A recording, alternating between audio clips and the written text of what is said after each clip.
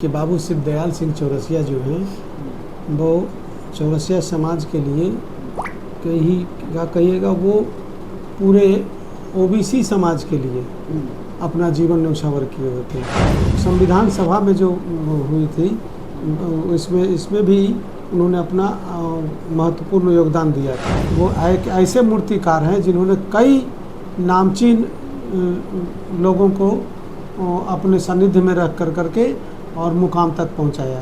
तो मैं सरकार से मांग करता हूं कि ऐसे विभूति को पद्मश्री से सम्मान मिलना चाहिए। ऐसे लोगों को भूलना यह इतिहास को भूलने के बराबर है। जो देवताओं में प्रथम है वो भगवान गणनायक श्री गजबदन गणेश जी हैं।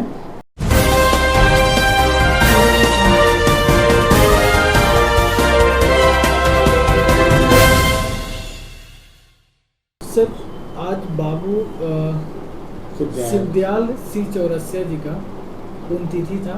आज उस कार्यक्रम में आप लोग शामिल भी हुए हैं, कुछ अपनी तरफ से इस बारे में बताइए। देखिए, बाबू शिवदयाल सिंह चौरसिया जो हैं वो चौरसिया समाज के लिए क्या कहिएगा, वो पूरे ओबीसी समाज के लिए अपना जीवन न्यौछावर किए हुए थे।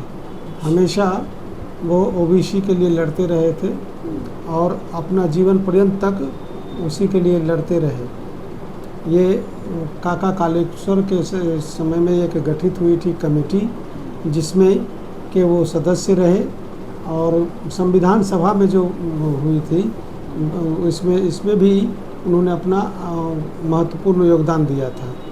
इस तरह से वो एक महामानव थे और अपने पूरा समाज के लिए और अपने ओबीसी समाज के लिए कृत्य करते रहे। वो एक ऐसे मूर्तिकार हैं जिन्होंने कई नामचीन लोगों को अपने सानिध्य में रख करके और मुकाम तक पहुंचाया। उसमें से प्रमुख नाम थे जो काशीराम थे। काशीराम उनको अपने घर में रख करके और उनको पूरे बनाए और सभी तरह से पोषित किए और पोषित करके वो वहाँ तक पहुँचाए।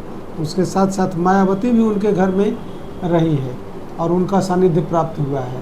तो ऐसे शिल्पकार को मूर्ति को पूजा हुई, लेकिन जो मूर्तिकार थे उनकी पूजा कभी नहीं हुई।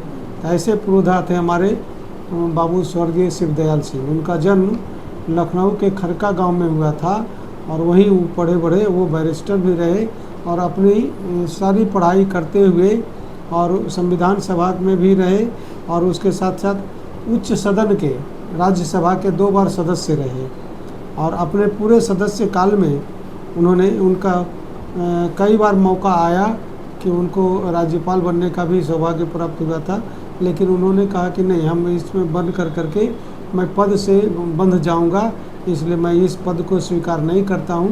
उन्होंने राष्ट्रपति को पुनः अपना नियुक्ति पत्र वापस कर दिया और कहा कि मुझे समाज के सेवा में लगना है, मुझे समाज के काम करना है, और वो हमेशा काम करते रहे।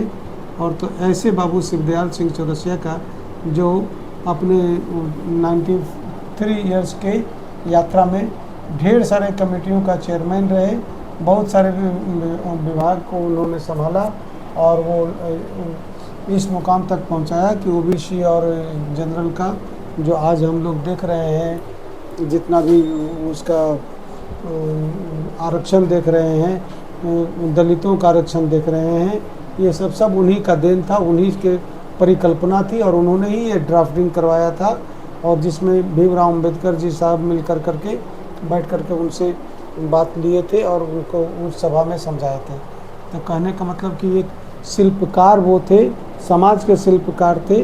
लोग कुछ लोगों को जानते हैं, लेकिन जो सच में मूर्त रूप दिया उसको बहुत कम लोग जानते और भूल गए हैं। तो आज उनकी श्रद्धांजलि दी। आज हम पुण्यतिथि का हम लोग सभी उनको श्रद्धांजलि अपने चौरसिया भवन में दिए हैं। उसमें हमारे माननीय श्री राज्यपाल गंगा प्रसाद जी थे, इंजीनियर आर.के. प्रसाद थे, चौरसिया पवन कुमार जी थे। उसके बाद उनके नाती जो ब्रजेश चौरसिया जी हैं, उनके नाती हैं अपने, वो उपस्थित थे।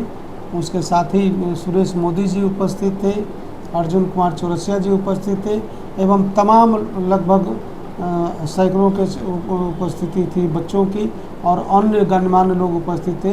पूरा हॉल खचाखच भरा हुआ था और सब लोग एक मुक्त स्वर से मांग किए सरकार से कि ऐसे विभूति को पद्मश्री से अवार्ड से सम्मानित किया जाना चाहिए। तो मैं सरकार से मांग करता हूँ कि ऐसे विभूति को पद्मश्री से सम्मान मिलना चाहिए, पद्मश्री से उनको अलंकृत करना चाहिए।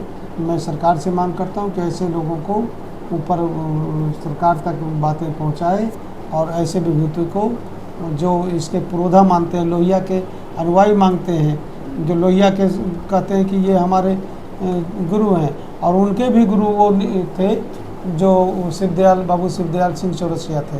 तो ऐसे लोगों को भूलना यह इतिहास को भूलने के बराबर है।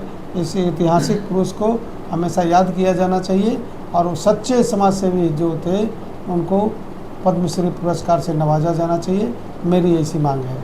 तो सर शिवदयाल सिंह चौरसिया जी जो एक समाज के एक ऐसी आईना थे जो उस आईना को आज भूल गए हैं। इतिहास भूल गया, वो तो आगे वाले ने क्या किया उससे नहीं मतलब है। अब जो उपस्थित जो हम लोग हैं इस पीढ़ी को हैं उसे तो उसको याद रखना चाहिए। जैसे चंपारण सत्याग्रह सब याद किया, लेकिन चंपारण सत्याग्रह में किसने किसके घर में लाया, महात्मा गांधी को किसने लाया और किसने उनको वहाँ से या सत्याग्रह शुरू करने का प्रेरणा दिया, ये कोई नहीं जानता है। जबकि ये काम संत भगत जी ने किए थे, संत भगत जी थे, उन्होंने किए थे और वो गर्व के साथ कहते हैं कि वो हमारे समाज के थे। उन्होंने ही विद्याचरण शुक्ल जी को ले जा करके गांधी जी से मिलवाया और कहा कि चंपारण सत्याग्रह अगर सत्याग्रह करना है तो चंपारण से शुरू कीजिए, भितरहरवा से शुरू कीजिए। लेकिन चंपारण सत्याग्रह के नाम पर कितनी राजनीति हो गई, लेकिन जो महान संत थे, संत भगत जिनका कोई नाम नहीं है, तो ऐसे ऐसे महापुरुष को हम लोग खो दिए हैं और उनका कहीं भी चित्रण नहीं है। तो मैं उनको सरकार से मांग करूंगा कि उनके ऐसे ऐसे महापुरुषों को हमेशा दिलों में रखना चाहिए, चिंतन करना चाहिए और उनको आदम प्रतिमा भितरवा में लगाना चाहिए, चंपारण में लगाना चाहिए और सभा कक्ष में लगाना चाहिए, जिन्होंने महात्मा गांधी के महापुरुष को यहाँ से सत्याग्रह करने का प्रेरणा दिया और उनके प्रेरणा के मार्ग पर चल करके सत्याग्रह करके और देश की आज़ादी मिली। तो यह बहुत बड़ी क्रांति थी समाज के लिए और देश के लिए। तो ऐसे समाज सेवी को हमेशा याद किया जाना चाहिए। मैं सरकार से मांग करता हूँ, बिहार सरकार से मांग करता हूँ कि उनका आदमकद प्रतिमा लगाई जाए और उनके प्रेरणा स्रोत बातों को भी उद्वेलित करना चाहिए, हमेशा स्वर्णिम अक्षरों में लिखना चाहिए। कल गणपति पूजा है और हमारे बिहार और हमारे पटना में ये भी पूजा जोर तोड़ से बहुत ज़्यादा फैल भी रहा है और इस चीज़ को मना रहे हैं, क्या कुछ करना चाहते हैं? देखिए, गणपति पूजा हमारे आराध्य हैं, जिनकी सबसे पहली पूजा होती है और ये देवों के देव महादेव के पुत्र हैं और सबसे बुद्धि में कुशाग्र बुद्धि इन्हीं की मानी जाती है। तो कुशाग्र बुद्धि सबको पूरे बिहारवासी को मिले, सबको मिले और गणपति सबके जीवा पर हमेशा बुद्धि में, दिलों में विकास, दिमाग में रहे और उसका विकास हो। और गणपति जो सभी देवता हैं, सभी गणों के प्रथम देवता हैं, वो वंदनीय पूजनीय है।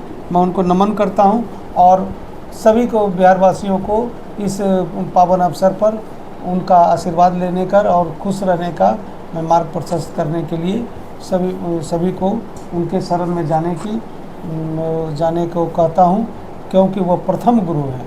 प्रथम गुरु माता पिता होता है, लेकिन जो देवताओं में प्रथम है वो भगवान गणनायक श्री गजबदन गणेश जी हैं और एक दंत जी महोदय हैं। उनको मैं तहे दिल से अपनी नमन उनको चरणों में अर्पित करता हूं और उनसे आशीर्वाद का आशा करता हूं।